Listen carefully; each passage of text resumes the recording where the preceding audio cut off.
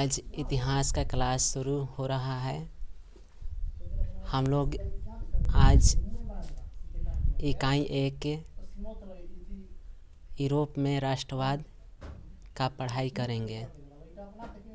देखते हैं आगे। राष्ट्रवाद क्या है? राष्ट्रवाद क्या है? तो राष्ट्रवाद एक ऐसी भावना है जिसके द्वारा किसी विशेष क्षेत्र या सांस्कृतिक या परिवेश में रहने वाले लोगों में एकता स्थापित होता है। राष्ट्रवाद का एक दूसरा परिभाषा इस तरह से भी होता है कि अपने देश या राष्ट्र में प्रेम की भावना रखना ही राष्ट्रवाद होता है। वियना सम्मेलन। तो वियना सम्मेलन क्या है? तो वियना सम्मेलन यही है कि इस सम्मेलन में ब्रिटेन, रूस, फ्रांसा, ऑस्ट्रिया जैसे देशों ने भाग लिया और इस सम्मेलन का मुख्य उद्देश्य यूरोप में उस शांति को स्थापित करना था जिसे नेपोलियन के युद्धों द्वारा समाप्त कर दिया गया था। तथा यह सम्मेलन ऑस्ट्रिया की राजधानी वियना में हुआ था। इस कारण से इसे वियना सम्मेलन कहा गया। वियना सम्मेलन 1815 ईस्वी में हुआ था।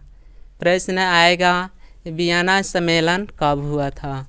तो वियना सम्मेलन 1815 ईस्वी में हुआ था।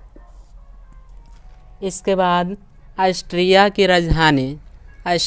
राजधानी कहाँ है? तो ऑस्ट्रिया की राजधानी वियना है।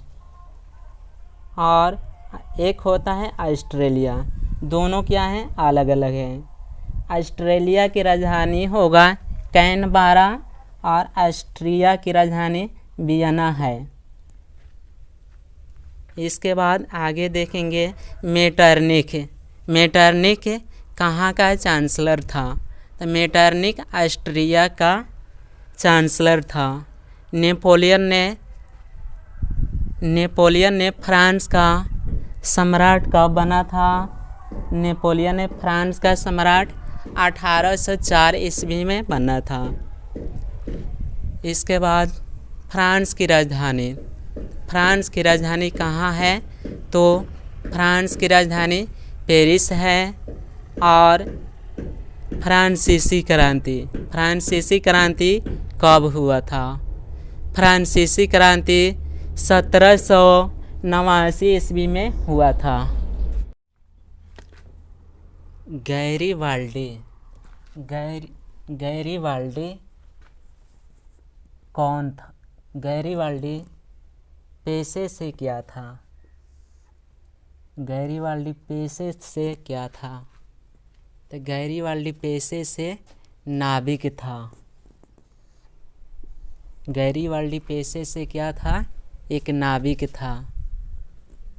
इसके बाद आगे जल्वेरिन क्या था?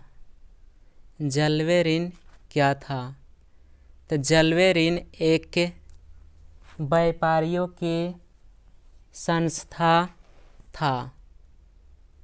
जल्वेरिन क्या था? तो जल्वेरिन एक व्यापारियों की संस्था था।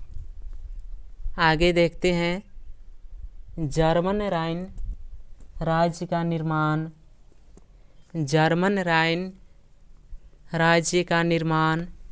नेपोलियन बोनापार्ट ने किया था। जर्मन राइन राज्य का निर्माण नेपोलियन बोनापार्ट ने किया था। आ जाएगा प्रश्न, जर्मन राइन राज्य का निर्माण किसने किया था? तो जर्मन राइन राज्य का निर्माण नेपोलियन बोनापार्ट ने किया था। आगे देखते हैं मेजनी। मेजनी का संबंध कौन से संगठन से था? तो मेजनी का संबंध मेजनी का संबंध कार्बोनारी संगठन से था। मेजनी का संबंध कार्बोनारी संगठन से था। आगे देखते हैं रक्त एवं लौह की नीति। रक्त एवं लौह की नीति का अवलंबन किसने किया था? तो रक्त और लौह की नीति का अवलंबन बिस्मार्क ने किया था।